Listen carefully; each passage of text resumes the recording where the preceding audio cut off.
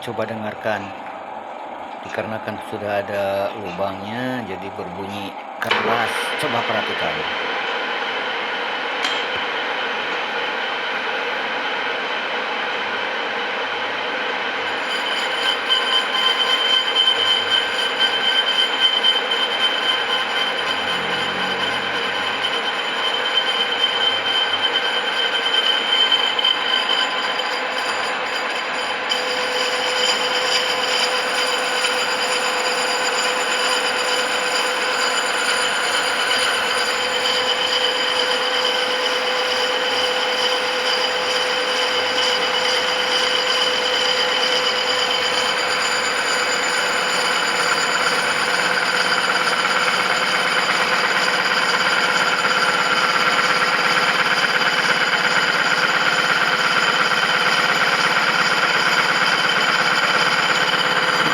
Keras ya, kencang suaranya ya.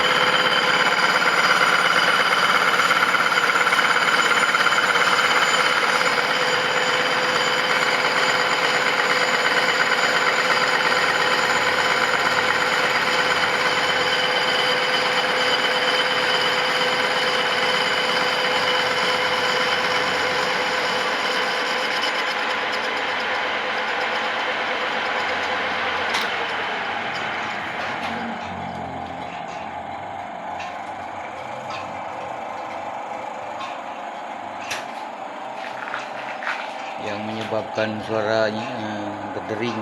Nah ini nih, di titik lubang ini.